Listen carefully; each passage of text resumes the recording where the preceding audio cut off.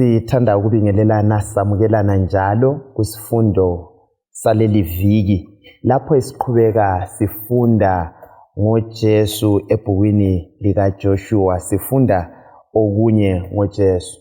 Kuleli kodwa esingakho kakhulu izifundo zokukholwa ebhukwini lika Joshua. Mina engikhulumayo Amos Maforo, ngiza kunxusa engilabo lapha ukubana labo balibingelele.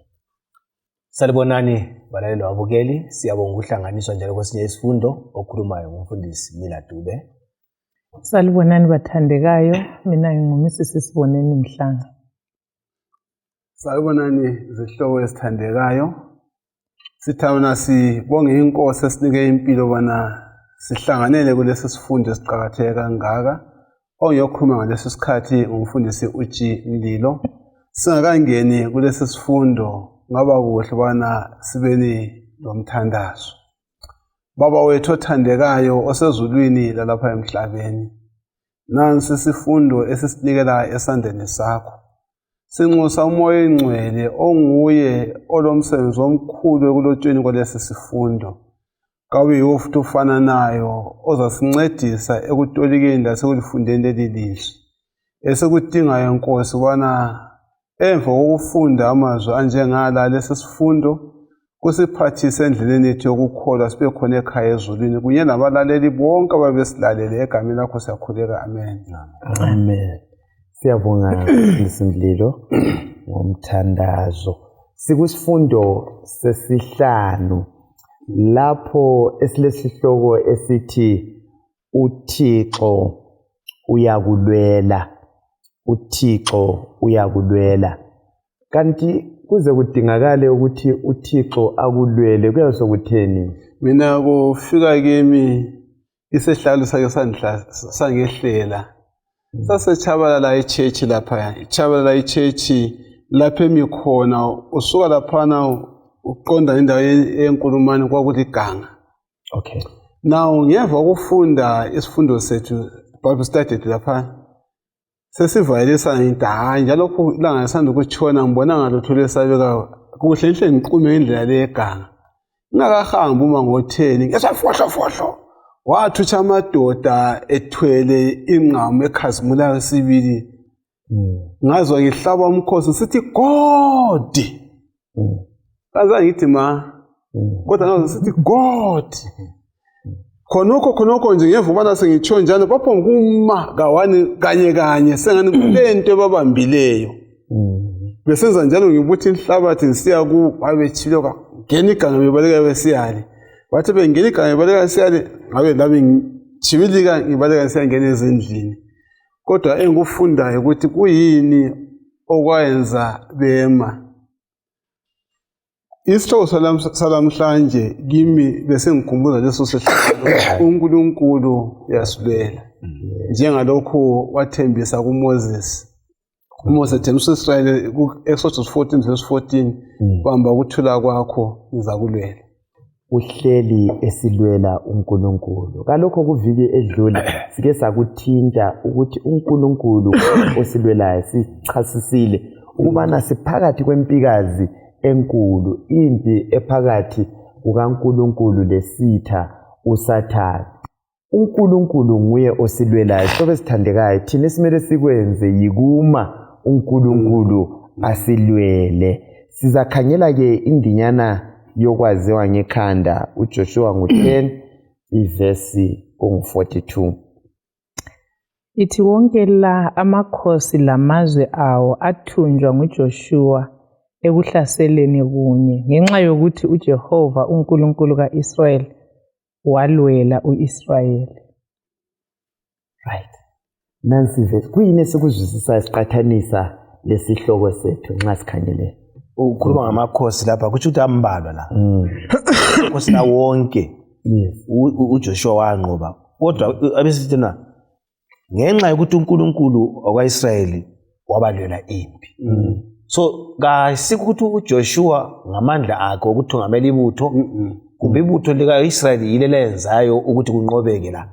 Impi esiyibona lapha ukuthi ayivele ngikaNkulunkulu kodwa amakhosi wonke ukuthi ahlasele wanqoba ngoba uNkulunkulu enamathupha nguye phambili esilwimpi uIsrael esenza kutshelwe uNkulunkulu kuphela kakhulu. So sike sikhangele indaba lezi zezimpi lezi kuTestament elidala.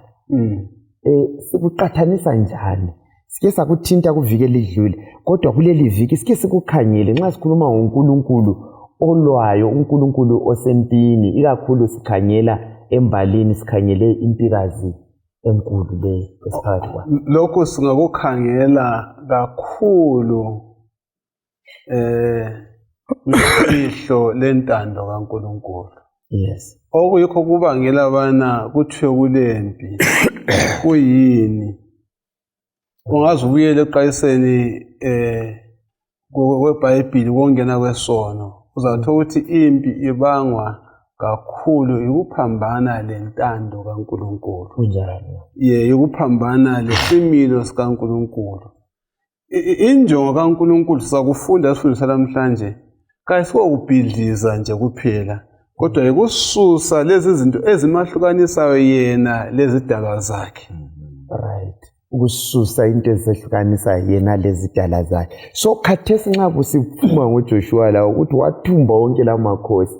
Kuhlambulukile yini ukulwa lokho esikubonayo mhlobo wami indaba yezimpi okwakusenza uJoshua athumbe lamakhosi kwakuyini?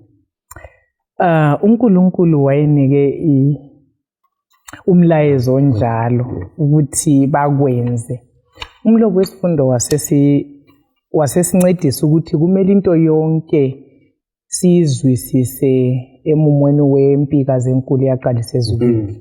Ngoba uNkulunkulu nxa enikisa umlayezo ukuthi lifike lichithe bonke lenze so. Ukhangele njengoba umfundisi umlilo esethintile izinto zonke ezilethwa yisitha sakhe lesalwisana laso esixabana lombuso kaNkulunkulu.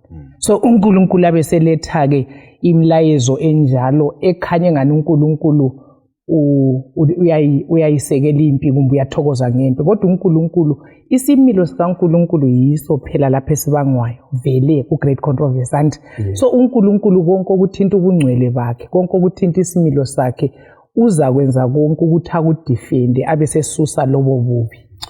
Phezu kwalokho akutshoyo lizananzela ukuthi kuma sivula lesifundo sakhe uletha ibala eliveza ukuthi uyafika leso sigaba sokubhidliza sokubulala sokungena empini kuza ngoba imizamo ethize isike yenziwa yehlula sokusiza sekuyinto ukuthi yena nxa sekunje so indlela engaqeda ngakho lokho kuyinto ukuthi kakudilizwe ngabe khona futhi.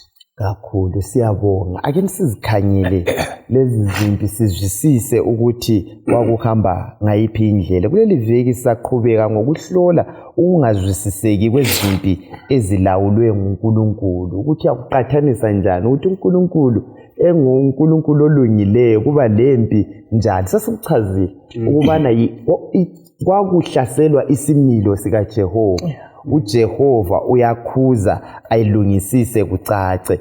Ke sikhangele ukuthi ukuze kube lezimpi zona lezi laba bantu beKhenani vele babe ngabantu abanjani. Sikhangele uGenesis ngo15 ivesi ngo16 lo Levi 18 vesi ngo24 siyakuthi vesi ngo16 isizukulwane sakho sesine sizabuya lapha ngoba isono sama-Amori kasikafiki ekucineni.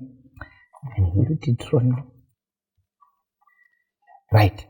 Lezi ndime sizikhanyelayo esivulelayo zisitshelani ngohlelo olukhulu lukaThixo lokukhipha ilizwe laseKhenani ubana uIsrayeli angene ngasibalela uLevi 18:24 to 30. Okay. Ithi ungazingcolisi noma kungayiphi yalezi zindlela ngoba yizo izindlela izizwe engizazidudula phambi kwenu esazingcolisa ngazo ukwaze kwangcola lelizwe kungakho ngalitshezisa ngesono salo ilizwe labahlanza ababehlezi kulo kodwa lina gcinani izimiso zami kanye labezizwe abaphakathi kwenu akufanelanga benze lezi zinto ezenyanyekayo ngokuba zonke lezi zinto zenziwa abantu ababehlala kuleli lizwe lina lingakafiki ngakho ilizwe langcola nxa lingenza amanyala kuleli lizwe liza likhafula njengendlela elakhafula ngayo izizwe ezalandulelayo.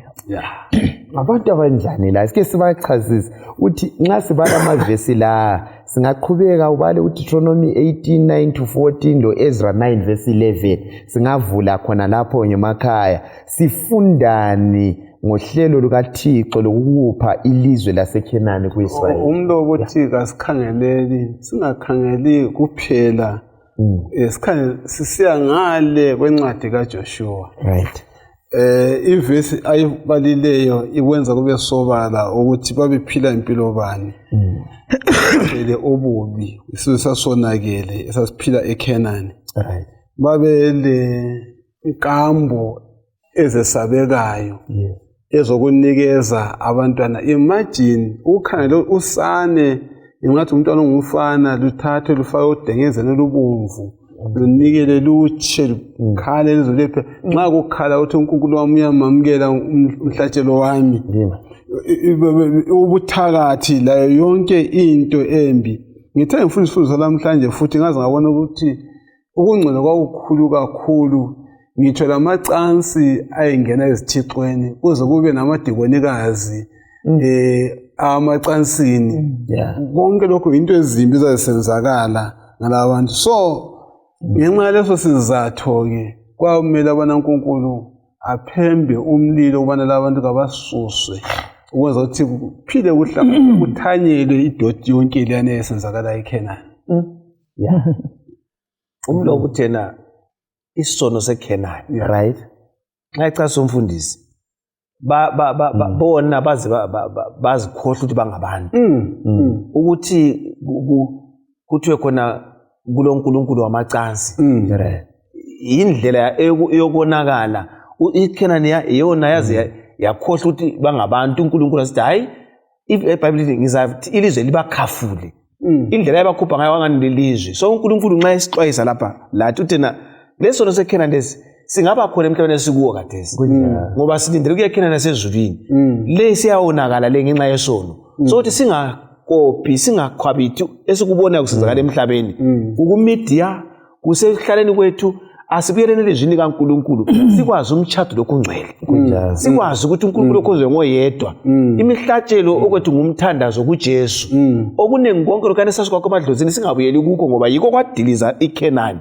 Singala sitokho esiqhubeka ngempilo yayizolo siyabe sithintulwa kanti kaJehova ngoba lifuna ukususa ububi kuvele kulo wamaKristu. Indaba vele yokubhujiswa kwamakhanani sebehlaselwa khathesi ayisoyesivuka mpunza babenikezwe isikhathi kalokho sibonile kuGenesis ngo-16 lathi sinikeziwe isikhathi kodwa abantu baqhubeka besona. Actually ivesi ayibalileyo ithi uthena lathi uIsrael la ingangena kungcolo okufanana nayo lawo yes. Mina mfisa ukuthi singezelele sigcizelele kulokhu uGenesis 15 ukuthi uNkulunkulu unguNkulunkulu ofuna ukusindisa umhlaba wonke. Akasonkulunkulu wesizwe esithile esikhethekile. Khangela ukuthi uhlatshelo uAbraham vele ukuthi abantu abakho bazakuhlala ngale 400 years. Ngoba kumele lalabana baseKhenani baphiwe ithuba lokumazi uNkulunkulu bakhethe bathatha uhlangothi. So ngifunde ukuthi uNkulunkulu nxa wenza izinto ngenhlakanipho futhi ele bigger picture ulombono obanzi obona indawo zonke. Uyabona ukuthi uIsrael wayengakhala after 100 years ukuthi mlimi ungikhulule. But uNkulunkulu kasoza ukukhulule after 100 years Israel ngoba ulindelo ukuthi aqala zuza umuso weneleyo abesesenza isinqumo esifanele. Ngizwisise ukuthi kulezi zinto kwesinye isikhathi lathi esingazikhalela ukuthi uNkulunkulu kangiphe namuhla. But uNkulunkulu lutho lwakhona angangangiphi ngoba kulolunye luthatha usebenza behind scenes engingaluboni. So yikho kumele uIsrael wanamuhla njengwayizolo atrust athembe ekudirecteni kukaNkulunkulu. uNkulunkulu engathi wena kathesi uyavuma ukuthi ubulele phansi 2 years ugula ungasilanga. kodwa mina ngikhona ngiyakulondoloza kulolunye ulutho mhlawumbe uNkulunkulu alulungise ebantwaneni bakho kumbe kumkakho kumbe njani so kasivumeni iwisdom kaNkulunkulu ithungamela izimpilo sizabona ukuthi sizaba lokuthula impilo iya unfolda ngokuthungamela kaThixo. Okwesibili simhlanga kulokho okukhulumile ngibona umusa kaMlimu ngoIsrayeli. Yebo asikho sixoxa ngakho sifundeni kodwa nilanda indaba yemfanekiso obanzi. Ukuthi nxa uIsrayeli wayeseGibhithe ngale uNkulunkulu wambalekisela ukuthi ebuncaneni bukaIsrayeli engaphangi athathe inkohliso zonke zaseKhenani. Ngawamekela ephakathi kwamaKhenanite laphayana. Ebuncaneni bakhe kusaseyimuli encane ngibani kwakuzaba lula ukuthi labo bahle benzenjani bathathe imfundiso ngayo bengasaya kumisa intando kaNkulunkulu kumele njani abayimele. Wabekela bayekhula bande ngale eGibhithe behleze eGosheni khona ngale beboboda kungelandonsela enjengeKhenani. Ngokunye ngikubonayo khona pha laba nandi upicture angithi phela so ithuba uNkulunkulu wabanikeza abantu beKhenani bebabi benjalo wababekezelela kodwa bakuchaya indiva lokho uNkulunkulu ayefuna ukubafundisa. Ke sikhangele siyambona uThixo ukuthi ungumahluleli omkhulu olungileyo njalo. Ake sikhangele uGenesis 18 iverse 25. Akube khatshana lawe ukwenza into enjalo ukubulala abalungileyo lababi. Kakube khatshana lawe lokho. Kambe umahluleli womhlaba wonke kayikwenza okufaneleyo na? Lo mahubo ngo7 iverse ngo11 lo mahubo ngo50 iverse ngo6 ngemakhaya singabe siwakhangela lama verse lo mahubo 82 verse 1 umahubo ngo96 verse 10 lo Timothy wesibili ngo4 iverse ngo1 lo 8 ngaqhubeka ngifunda umahubo ngo7 iverse ngo11 ithi uNkulunkulu ungumahluleli olungileyo uNkulunkulu ubonisa ulaka lwakhe izinsuku zonke. Mahubo ngo50 sifunda singagcina ngale iverse ngo6 lawo mavesi eqeda lapha silungisele ukuthi athini mayelana lesimilo sikaThixo. Verse 6 ithi lamazulu achumayela ukulunga kwakhe ngokuba uNkulunkulu ngumahluleli ngokwakhe. Then u82:1 abeseveza ukuthi uNkulunkulu uzakuma emhlanganweni wezithixo azahlulele ngokulunga kwakhe. Wonke lamavesi aveza uNkulunkulu njengomahluleli. Okwenza aveza uNkulunkulu njengomahluleli. Okwenza kwahlulelwe isimilo sakhe esengcwele. uNkulunkulu ungcwele. iBhayibheli yena okungcwele uma sekuhlangana lesono kuvusa ulaka ube ngumlilo ovuthayo. So lapho uNkulunkulu simvezela njengoNkulunkulu olesimilo esike samelana lanjani lesono. Ukwenza bonke okhwana okungcola okhwana sokusenza bona uNkulunkulu kanjani ayihlulele awuthi abanye baye phambili ngayilindaba. Yes. Indima lezi siqhubeka indima kaThixo njengomahluleli wendalo yonke isisiza njani ukuba sizwisise indaba yempi yaphezulu. Siqhubeka sikhangele wona la mavesi esibale ngawo. Siyabonga ukuqala kodwa ngithi mina ubungcwele bakaNkulunkulu lesimilo sakhe utsho ukuthi ngeke avumele isono simemetheke esikhathini. Ngenxa yokuthi ulobungcwele isono siyamphandla. Siyabe simphambanisa. So ukuze ubungcwele bakusale bukhona kumele alungisise indaba yesono. Akuhlangani vele. So ungabona kuthiwa sesiyahlulela isizwe umuntu kazondisizwa uzondo kwenziwa phakathi. So uzogezisa. Manje isifundo siphele sikathinta lokho ukuthi ngidlule kukho futhi ukuthi abantu umvundla ungaba sesikhondensa lapha. Wena uyabufuna umvundla. But uzawuthatha uthini kumele uchaye konke ukuze ucine uphumelayo. So abantu singacatsha phakathi kobubi. uNkulunkulu ufuna ukususa ububi. Ngenxa yokuthi akasifuna ukuphuma kuko nxa ezodiliza ububi ubulala lathi. So kuqakathekile ukuthi uNkulunkulu ngumahluleli ukwahlule kulungeni ungamamukela uye kulungeni xa ungamukelanga ukwahlulela kwakhe ikuthi abhidlise yena ekulungisa kwenza umlimi kadilizi kodwa kudilizeka mina lawe nxa sale kumamukela saphila ngendlela yakhe kakhulu ya ikakhulu nxa sikhangele uyabona mfundisi khathi siphila esikhathini lapho esilabahlulele abathengwayo abadizwayo ya umuntu uyaphuma lecala ya ake sikukhangele kakhulu siqathanisa lalo uNkulunkulu esilayo ongumahluleli olungileyo ongeke wathenga ongakhethi inhlangothi uThixo lo sizwisisane ngaye mina engikukhangele njana usitsho ukuba ngaUNkulunkulu wayethengwa isono besiyamemetheka siyaphambili yes kodwa umahlulelo baningi umahluleli lapha abathize othokuthi nxa esethengiwe indawo yazo bona labo abantu abathengileyo kabemi ekwenzeni ukubi baphambili baqhubeka khona kanje ukuthi for example uma ngahamba ngemoto yami ngimiswe ngumpoyisa kukulecala engilenze kulento ezingamanga kakuhle emotweni yami kumbe ngingenzanga ilungile eqondileyo engavumana ngithenge asoze ngiyekele ubana ngenze njani ngiphinde into efana nayo kusasa so uNkulunkulu ungeke umthenge uNkulunkulu angeke abe lenketha bechabe ehle ukuthi awubani ngiyamthanda uIsrayeli nxa wayengona wayejeziswa vele wathi njengenza njalo lani dudula so khonokho nje kuyasiveza bona uNkulunkulu akamelani lekhozenini lesono kodwa okumkhathazayo kakhulu okumthita kakhulu ikubona abantu bakhe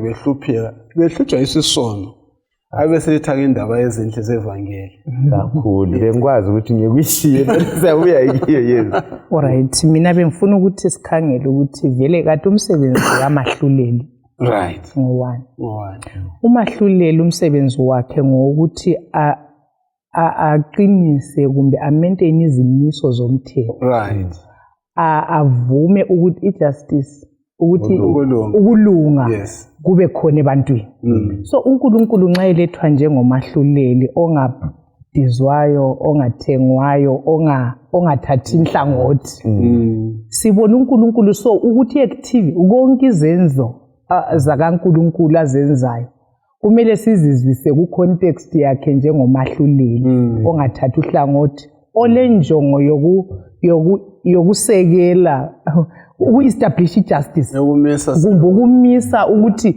umthetho wale unanzelelwa umthetho wale ulamandla okulawula izimpilo zabantu so uNkulunkulu whatever angazathi akuyiwe kuyebhidlizwa lokhu kakususwe lwanakathiwe uNkulunkulu wenza umsebenzi wokumisa umthetho ukuthi iuniverse kumbe umhlaba ugavenwe ngendlela elungileyo ayimisileyo umthetho ongeke ubona ulandelwe ngendlela eqondileyo even ngekhaya nxa ungalamthetho ngekhaya emntwaneni kulokutsho ngemuli yonke ukuthi ikhaya lana kalilamthetho linje umthetho nxa ungamanga kuhle ngitsho laselizweni abantu bazenzela intando yabo badiza ngakho sikhuluma ngakho kulokutsho ngitsho kuyangcolisa legama lababusi angitsho ukuthi kulokutsho lababusa kuyangcolisa igama lababusi bathandekayo indaba le ukuthi uNkulunkulu kamelani lesono ingikhumbuza isisehlakalo esokuthi into yokulunga lokuright kakumelani ngiyadrive i-truck sasisuka ecrossing ngale kundawo zekhwekhwe ngale siqhuma sengibalala indawo sengibona amadoda amabili ahamba ngebhayisikili ayamisa ngahlathi ukuthi lapha kulomkhuhlane omkhulu oswenzakele nxa ngithi change down ngilalela ukuthi bathi sincede msalwane sesiphuzile eBeer Garden ugarden ngamuzwa vese sengenja amagiya senisiya phambili ngamuzwa esisemuva khona ngale ngahle ngadlula vele isono bathandekayo lokuluka kuhamba indawo hayi siyabonga ungeke uhambelana anyway nxa siqhubeka indaba yokulunga yiyo eyenza ivangeli lihambe. Right. Yes, simele sime ngokulunga. Akuvumi ukuthi sithule nxa kusonakala. Kwathinta ukuthi uJehova wayengeke wathula. Simbonile wavumela amasiriya abuya abathumba nxa basebesona. Wavumela uNebukadnezar wabuya leBhabhiloni wabathumba. uNkulunkulu esimkhonzayo ngolungileyo uyalungisisa ulokulunga. Kakhethi ukuthi lesi isizwe sami kumbe ibaphi nxa lisona lami ngizalidudula ngilikhiphe kulona leli lizwe. Ke sikhangele indaba eku-Exodus ngu-23 ivesi ngu-28 lo-30 sike siqathanise lama vesi indaba yokuthathelwa kumbe ukubhujiswa. Exodus 23 verse 27 ithi 28 to 30. 28 to 30 Ngizathumela olonyovu phambi kwenu ukuze basuse amaHivi lamaKhenani kanye lamaHithi endleleni yenu. Kodwa angiyi kubasusa ngomnyaka munye ngoba ilizwe lingasala lingasela muntu bese kusithi izinyamazana zeganga zande zilikhulele. Ngizabasusa kancane kancane phambi kwenu lani lize lande lenelise ukuthatha ilizwe. 33 verse 2.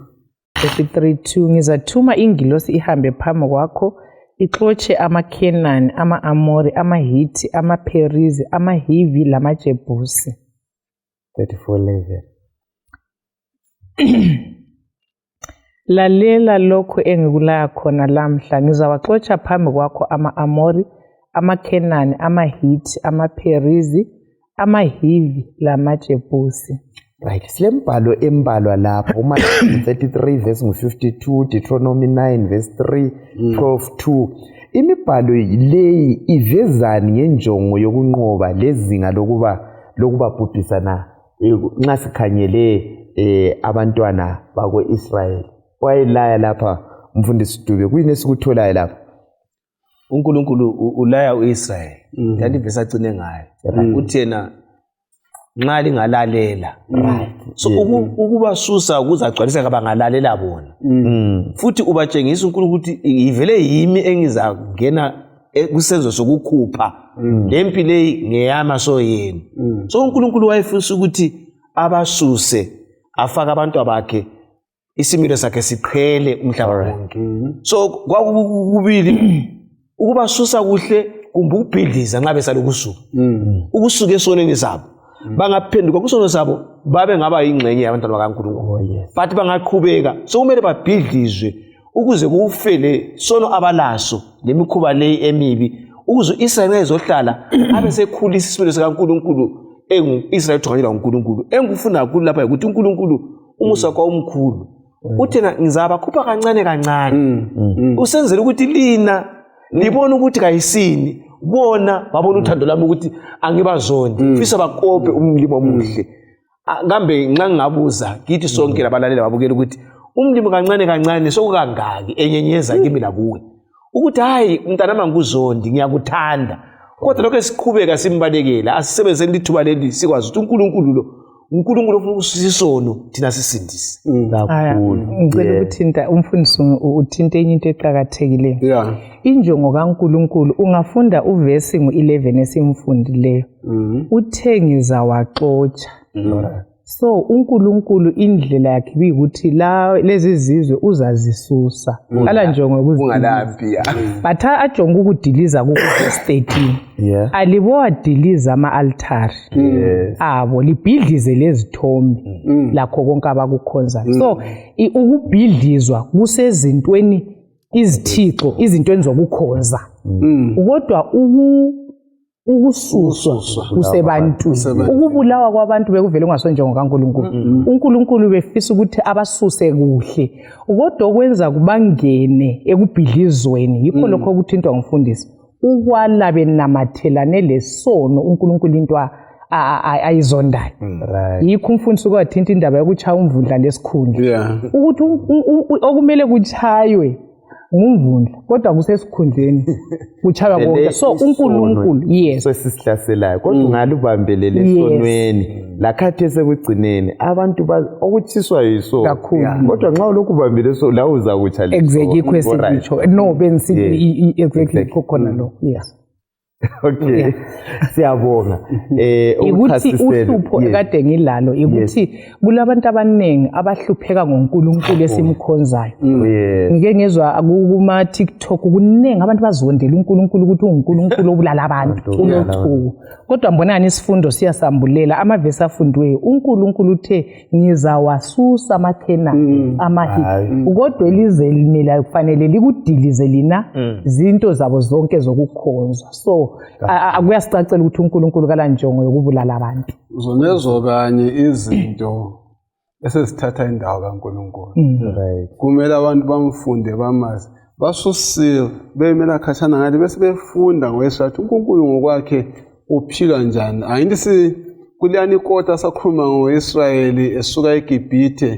enikwa imithetho elithumi yokuthi baphila njani yes ngitsho la sezifundweni zamabhayibheli zekade siwafunda ya kulana amaviki so konke lokhu kuyasincedisa ukuthi uNkulunkulu uyabasusa abesediliza esithi thina zimpawu ngama-object okukhonza ukuze bakhonze uNkulunkulu eqiniso ngokunye ukuqakathekileyo lokho kakhulu kodwa uhlupho lwabo yokomisa inhliziyo njengofaro womsa inhliziyo zakhe right kukhona yini nxa sikhangela isizukulwane sakhathesi okungabe okumele kufe kubhujiswe kusimilo sethu lesi kusimilo sami lemikhuba lokho ngibambelele kiyo ngabe kukhona yini okumele kusuthiwe ukukhona umfundisi okay ngiyaxolisa ngicabanga ukuthi umfundisi uthinte ecineni bese thinta indaba yokuthi kukhona esilakho kumelana loNkulunkulu okuba yisithixo empilweni yomuntu yikho konke okubuya kube ngokokuqala okuthatha amandla ami wonke isikhathi sami sonke konke okwami ngikunike lolo lutho olufana lemali imisebenzi amafoni indawo zokuzikholisisa so khona lokho yikho kufanele kudilizwe yiwo ama-altari awensuku zokugcina okufanele adilizwe ezimpilweni zethu kufanele uNkulunkulu aphiwe indawo yokuqala nxa ekhuluma kanje ukhuluma edlula njengefoni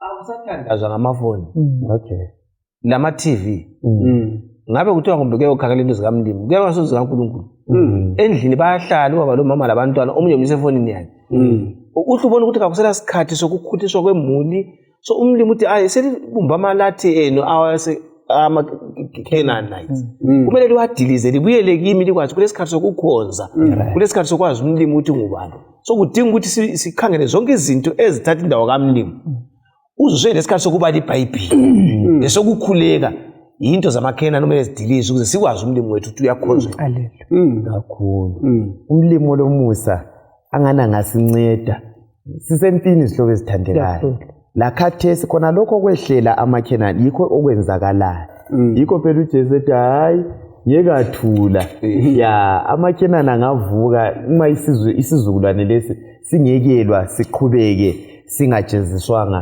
ngendlela esiziphatha ngayo ke sikhangele lapha mhlobo uDeuteronomy ngu20 ivesi ngu10 sike sikhangele indaba yokukhetha kwethu okukhululekileyo lo vesi ngu15 siya ku18 verse 10 ithi nxa lisiya edolobheni ukuthi lihlasele khulumani labantu bakule dolobho lidinga ukuthula verse 15 lokhu yikho okumele likwenze emadolobheni onke akudelani njalo angasiwo ezizwe ezihlala eduzane lani kanti-ke emadolobheni ezizwe uJehova uNkulunkulu wenu alinika wona njengelifa lingachiyi lutho oluphefumulayo luphila lizawabhubhisa liwaqede wonke amaHithi ama-Amori amaKenani amaPherizi amaHivi kanye lamaJebusi njengokulaywa kwenu nguJehova uNkulunkulu wenu funa balifundise ukwenza imikhuba yabo enengekayo yokukhonza onkulunkulu babo lone kuJehova uNkulunkulu wenu Deuteronomy 13 ivesi u12 siya ku8 kumbe sibamba uJoshua ngo10 uDeuteronomy simchese bamba uJoshua ngo10 ivesi ngo40 sike sikhangele imithetho leyi eyempi lenqubo yokumelana lomuzi wako-Israyeli okhonza izithombe eveswe kuDeuteronomy usisiza njani ukuba sizwisise ukulinganiselwa lokubhubhisa ngokupheleleyo empini ka-Israyeli aye kuyo ngasibalela mfundisi Mlilo ubususincedisa kulokho. Verse 40 ithi ngakho uJoshua wasinqoba sonke isabelo okugoqela ilizwe elilamaqaqa iNegebi emawatheni ezintaba entshonalanga lemithezukweni yezintaba ndawonye lamakhosi alapho wonke kakho owachiwa ephila wabhubhisa bonke ababephefumula njengoba uJehova uNkulunkulu kaIsrayeli wayebalayile. Nxa sikhangela ke amavesi la ayasikhombisa lokho kumele kwenziwe uNkulunkulu ngabantwana bakaNkulunkulu ebantwini. Kusebenzise ibala lesiHebheru. Leli bala elitsho okulahliweyo. Leli bala elitsho kubana lokho osokumiselwe ukubhujiswa. Yilo bala likhona. Uzathola isikhathi esiningi leli bala lize likhethwe ukubana liveza ukuthi lokhu osokulahliwe ngenxa yobukhulu anti sicine ngobukhulu benhliziyo ngenxa yobukhulu bezinhliziyo zabo sekufika esigabeni sokuthi akusabuyeleki emuva. Falo uFaro esezowangena phakathi kolwandle olubomvu akusabuyeleki ngaphi emuva ngakho njani kubhidlizwe kungabi khona futhi. Konke lokho kulokho kusikhomba ukuthi nxa sibele emuva akuphonga ukusukela ubana uyefika esigabeni sokuthi athi sihluphidlizwe kokuphela. Nxa ebathuma ukuthi liyaqala ikhulume labo laba abantu. Kuba lemithetho yezimpi ezithando lwakhe okuveza uthando kaNkulunkulu. Nxa bengasakuzwanga ukukhuluma labo sebengena kusigaba esingela kuphenduka sokungabhidlizwa-ke. Ngokunye sikufunda kulesi sifundo ukuthi laba bantu bafika leso sigaba-ke uJoshua ngo10 verse ka40 abesetshengisa bona uNkulunkulu wagcina ebabhidliza bonke. Ngitsho lezi nyamazana why izinyamazana izasokubizwa izinyamazana sikhumbule ukuthi ngitsho labo ntwana bayiSrayeli uMose nxa wayecela ukubana aphume eGibhite wafumana aphume lezi nyamazana ukuze akhonze uNkulunkulu sebenzisa yini izinyamazana. Bona wayesebesenziwa lezi nyamazana bona bakhonze izithixo zabo lokunye okunto kwangikhona okuthize so kumele kuhle kudilizwe kubhidlizwe bona labo bantu bangikhona lama object lezinto abazisebenzisayo ekukhonzeni eziphambane lentando kaNkulunkulu. Akula muntu wayebanjwa ngamandla. No. Yebo mfundisi. Mina kuhle kwabuya sithi ukukhetha okukhululekileyo kutheni uNkulunkulu uthe liqale likhulume labo. Yes. So ngendlela ukuthi bacaceleni ukuthi akulandwanga kuzobudilizwa bona. Bona bazotshela ukuthi ngenxa yobubi lo bathi lobuphila lobu. Lina lingazwisisa uNkulunkulu weqiniso lo siyadiliza lokhu liqalisa ukufundiswa impilo yokukhonza kuhle. Kodwa kwehlula uthi xa wasesithena nakunjalo ke sengilungisa ilizwe. Ekulungiseni kwelizwe kumele athi nxa ediliza oThixo nalabo abanamathele oThixo bakhona bayadilika labayaphila. So esikufunda kakhulu ukuthi uNkulunkulu lakithi kade uyancenga. Ufuna siphume ezintweni ukuzikhonza sikhonze yena. Kwaye nxa sokufike ekucineni komhlaba kwelile kuthi ukuthi lapho engibambe khona uyabe uyadilize khonokho lami ngihle ngidilike. So kuhleke kathesi ukuthi mlayelo ombukeli sikhethe uKristu njengomsindisi ukuze siphume ezintweni zomhlaba siphile silaye ukukhetha kwethu kathesi kuza sinika ukuthi ikusasa lethu yabe ngaphi. Awutsho Dube isono yesono. Selokhu savela isono emhlabeni uNkulunkulu kala ukuthi uma phakathi naphakathi kala neutrality. Umuntu onayo kumele enzenjani abhidlizwe abulawe afe. Ekukhetheni lapha kungikhumbuza intshumayelo senza ngikhohle umfundisi lapha. Kodwa eyayiveza ukuthi yena ukusindiswa lokulahlwa kusezandleni zakho. Ukhetha ukusindiswa ukhetha kwenzenjani ukulahla. Simise izinto ezingu2 ukuma loKristu ngiphile kumbe kuma lo sathane ngibhidlizwe kwase kukhanyeni kumbe kube sebunyameni awulandlela ezingu2 uNkulunkulu kalambaqambili awula ukuthi hayi mina ngiphakathi kwesono ngiphakathi kokulunga la sesonweni kumbe ongaphi kumele sikhethe okuqondileyo.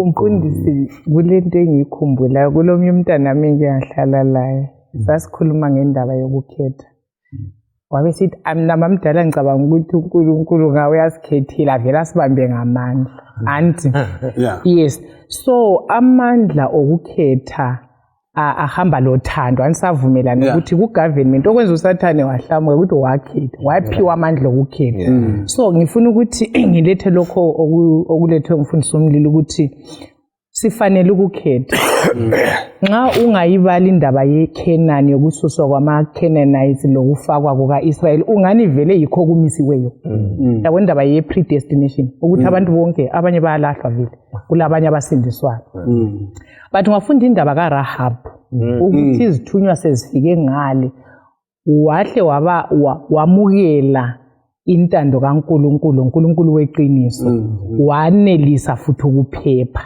so kuthi ukuthi kakula muntu vele obalelwe ukuthi lo ngokubhubha lo vele mina nyake ngizwa abantu besithi avele uNkulunkulu labantu bakhe abasindiswa ngusathana okulethayo and ubusukhangela uAkhan yes uAkhan simbona eko-Israyeli uNkulunkulu ani bathi simbone khetha ukusuka ko-Israyeli ekulaleleni uNkulunkulu aye kungalalelini so khona lokho kuyasinika sibili ukuthi hayi iziphetho zimbili endezeme ukuthi thina sikhetha kanjani kodwa uNkulunkulu uyarespect indlela esizathetha uyangikhumbuza lapho ukuthi into eyikhuluma iqhakatheke kakhulu kwesisikhathi ngingaziyenga ukuthi ngithi mina ngingumKristu bese ndihleka abantu abaphandle kwechechi indaba eqhakathekile ukuthi sonke senze intando kaNkulunkulu ngingaba sebandleni ingenza intando kaNkulunkulu ongaphandle omele nguRahabi abe seyibona intando kaNkulunkulu ayenze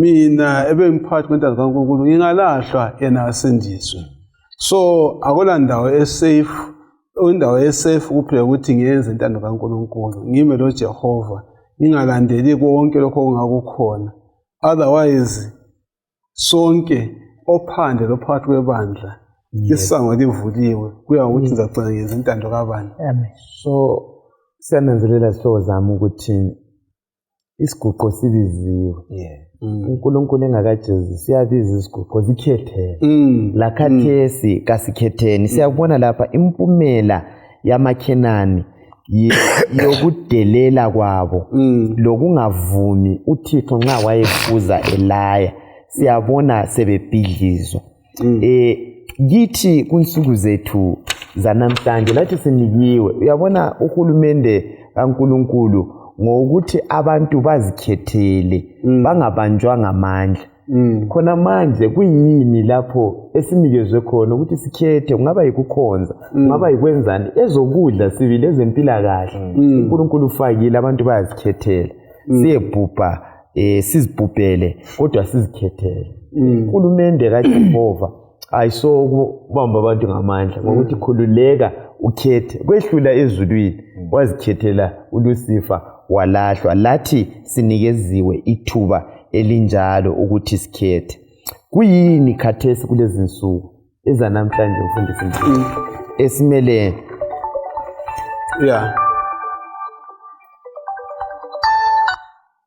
esimele sikwenze ukuze sikhethe lokho esikufakelweyo okumele sikukhethe kunsuku zanamhlanje esimele sikukhethe ukuthi sibe sekulahlweni kumbe sekusindisweni kunengi kakhulu ndiyazi ukuthi abantu uSathane swasifaka enye inhlanyelo yayizolo yabuya yaqina ngamandla sinesinye isibindi esingenziyo umbhalo kaThixo usegcekeni kakhulu ungakhangela nje imithetho kaMlimo ayicatshanga uNkulunkulu wacaca ngesabatha lakhe egcekeni wathi khumbula usuku lesabatha iBhayibheli lonke yilo ukuthiwa khumbula kodwa umuntu uyamathena kodwa uJesu wavuka ngesonto phathi kuthiwe khumbula isabatha sokuthi akhulume ngokuvuka okungabhalwanga so abantu bakhethile ukuthi sifuna okungani kulula kithi okuzasiza sibe banengi kanti nguSathane ongemva kwakho so ukukhetha into engalotshwanga kutshengisa sobala ukuthi abantu silokunye ukudelela esilakho Umuntu uyakhetha ukuthi afake into embulalayo emzimbeni.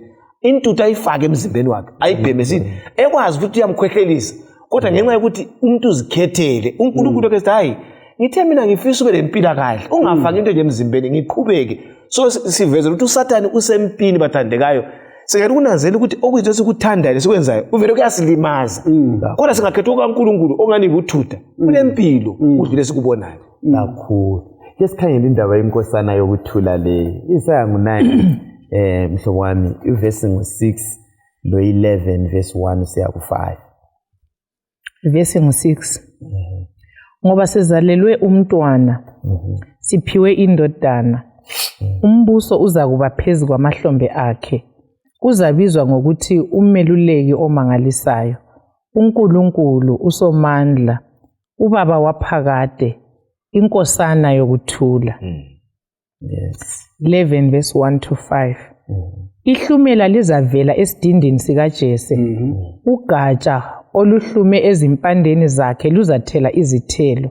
Umoya kaJehova uza kuba phezu kwakhe, umoya wokuhlakanipha lowokuqedisisa, umoya wokweluleka lowamandla, umoya wokwazi lowokwesaba uJehova. Njalo uzathokoziswa yikwesaba uJehova, kayikwahlulela ngalokho akubona ngamehlo akhe, loba aqume ngalokho akuzwa ngendlebe zakhe.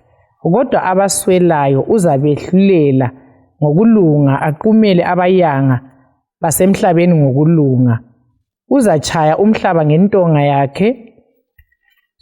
Uzachaya umhlaba ngentonga yomlomo wakhe, ngomoya wendebe zakhe uzabulala ababi.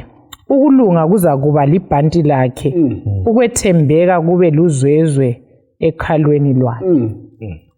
Sizaqhubeka sibala uIsaya ngo60 verse ngo17 lo Hosea 2 verse ngo18 lo Micah ngo4 ivesi ngo3.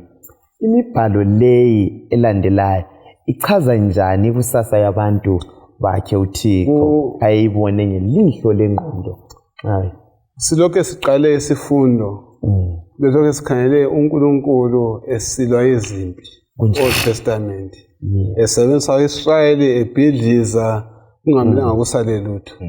Kwaba yinjongo enkulu ekhona, kodwa kule njongo yesibili eyeqhakathekileyo eyesifunda ngayo lapha eyisithembiso esimangalisayo. Le yesifumana kwiSaya 9 verse 6. Lapha uJehova azawuletha inkosana yokuthula, leyo ezakungenisa umbuso ogcwele yikulunga, umbuso ogcwele yikuthula. Siphila emhlabeni ongela kuthula. Ngiyangibonela kumabona kude lapha, ngibona abantwana abazali sebekhala bethwele izidumbu zezihlobo zabo ngezimpi ezikhona. Uyebona ama-floods, ubona ukuthi abantu bathwele nzima, izinto kazimanga kuhle. Lakhonapha emakhaya abantu bayakhala, izinyembezi kuyafiwa, konke kuyahlokoloza izimpilo zethu. Silala singalalanga sicabanga ngabantu okuthiwa ngomabhemba ngapha kwelakithi leZimbabwe, konke lokho lokuganyulwana lani. Kodwa nansi indaba emnandi. Inkosi yokuthula, inkosi ezakubusa ngokuthula, kungabi khona izimpi, kungabi khona ukufunda langamakatusha amatsha. So yisithembiso esikhona lapho uJehova asithembisa zona ukuthi kuza kungena inkosi yokuthula ezakwenza ukuthi iwundlu lidle lengonyama. Lokho kuveza ukuthula kakhulu. Yo mfundisi ngenye indlela umfundisi mayikhuluma so kuvele kusukela ekuqaleni umlimi wayevele efuna ukuletha ukuthula. Yikho kwenziwa isiqalani liyexoxa labo. Okokubhidliza kwangasokwakhe lokho kwabuya ngenxa yesono esingezibethele. So uJesu ke ngenxa esiza lapha uzoletha ayevele efuna ukuletha izono kumakhenana hayi mina ngithola ukuthula ukuthi chiyani noThixo laba balokufa phakathi libuye kimi bala babhidlika. Kodwa namhlanje kithi walela wabukeli uletha ukuthula emulini yakho, ukuthula ebandleni, esizweni uma singamukela uKristu ngoba uyinkosi yokuthula. Impi kayithandi ngoba yena ufuna ukuphila labantu impilo ephuphumayo. So kuya ngathi ukuthi singakhetha isitha sikaNkulunkulu ngesempi kumele sidilizwe uNkulunkulu lempi yakhona kodwa kuKristu kulokuthula kakhulu. Mhlobo, singakhangela indaba ekumakhosi esibili ngo-6 verse ngo-16 siya ku-23. Sifundani ngoNkulunkulu kule indaba, ikakhulu sikhangele ayekufisa ngabantu. Uthintile umfundisi vele wayengafuni impi. Kuleyana ndatshana sitholani hlobo zami okusitshengisa ukuthi uJehova ngokuthula. Anti indaba leyana kuyifinqa ithi ama-Syrian esefikile agombolozela u-Elijah. Right. Prophet kaNkulunkulu wasecelela inceku yakhe ukuthi ivulwe amehlo ibone ibutho elibagombolozele ubona. Kuthiwa bathe sokunjalo basebechaywa yikungaboni ibutho leSyria ubuphofu basebelidwa ukuthi baye kwenye indawo. Ukuthi u-Elisha ababulale ngicabanga ukuthi ingqondo yami vele yayizahlithi izitha lezi vele sezinikele kimi abasabona emehlweni kuthatha kuphela mbulala. But u-Elisha kuthiwa wacela ukuthi bafidwe baba le banquet banikukudla badla ndawonye. Kukangaki mhlobo isitha sakho ongasifiselo usenzela umusa. uJesu yindaba ayifundisa le eyokuthi nxa isitha sakho ngabona inkomo yakhe ilahleka so ukwenza okuhle okuzaletha lokho. uNkulunkulu inkosi yokuthula ubefisa thina manje umoya esilawo ngowesitha sikaNkulunkulu okuphindisela ukuthi ungenzeli lokho kumele laye kube lokho. Kodwa uNkulunkulu ekucineni nxa esifundisa lezi zinto ukuthi asifundise isimilo sakhe ukuthi thina sifanele vele even lapho kule ngxabano khona maforo emulini itho kumele ukuthi sidedise ulaka sincedise abantu ukuthi babuyisane kulokuthi thina sifike sithele amaparafini emlilweni sithokoze lapho okule ngxabano khona. Ngikhangela la Elisha laphana utshengisa uGehazi ukuthi kavula amehlo abesebona ibutho libagombolozela azathi na phela vele abakuhlangothi lwethu baningi kulalabo abami phambi kwethu. Angithi ngiyimi ngazathela na alright ke anisubonile ke yekela ibutho likaJehova lidile lapho kodwa hayi baphumbuthekise babe iziphofu kodwa bekhangele ngoba babezakhubeka phela endleleni wahamba labo wabasali lwana lesana umbe sisibaqedisele njalo sechile umise semhlanga. Ngikhangela ukuthi khonokho kusilethela ukuzika kwenjongo kaNkulunkulu eyokuthula. Into ofuna uNkulunkulu kwenza njani yokuthula ngoba ukuphindisela kubanga ukuphindisela. Umuntu angakulisa ukuthi lami ngiphindisela kodwa ungamphindisela ngokuhle umqeda amandla kakhulu.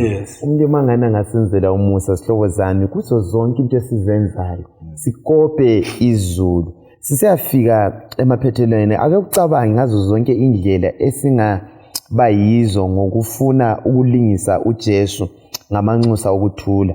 Kumi njani ngempilo yakho na yiziphi indlela kuloba yikuphi ukulwa okungenzeka obhekane lakho ongaba ngumeli wokuthula esikhundleni sokulwa na njengomuntu kungathi lapho ongama khona mfundisi Dube uthintile lapho utemulini oba linxusa lokuthula ukhanye lapho esisebenza khona emabandleni bexabana kuma church board wena kwaziwa njengomuntu onjani wayithi ongathulula iparafini phezulu kube ngumsindo uthi nxa laba bekhona ku board imisindo kuphela.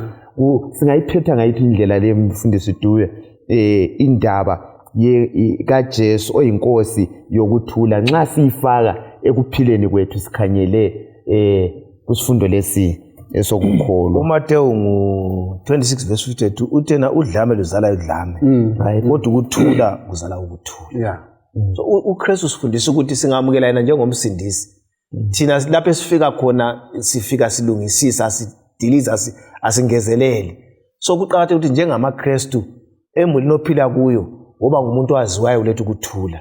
Ebandleni yaziwa nje umuntu lokuthi ukuthula. Ngitsho nasemsebenzini nxa ufika kakuguquki ukuthi nxa sofika uziba into sezilungile. Nxa uthi uKristu nxa ephakathi kwethu uyakhulisa ukuthula ngoba ufuna sihlale kuhle ngoba kuyinjongo kamlimo yokuthi kube lokuhlala kuhle njengalokho ezweni lokuhlala kuhle. Kakhulu kufuze kube lokuhlala kuhle. Udade kaWhite uthini ngesifundo lesinhlobo nxa sikhangela sisiyafika emaphethelweni kule quotation ezimnandi esizitholayo nxa sigcina lapha? Siyabonga. Ungafunda ku Patriarchs and Prophets ichapter ethi The Fall of Jericho. Iveza ukuthi njengoba sithintile ekuqaliseni ukuthi uNkulunkulu kwakumele asuse ama-Amori ukuze amfake uIsrayeli elizwe lesithembiso. Kodwa uNkulunkulu uchapter 15 kaGenesis anti uverse 16 wakhona uthe kodwa inkezo yabo kayikagcwali. So u-Fall of Jericho usinika ukuthi uNkulunkulu umuntu wonke emhlabeni umubhiduba elokuthi amazi futhi abuye amkhethe. Imhlobo ngumfikelwa ngokunye nomama wadlula emhlabeni ukukholwa singakabi lakho.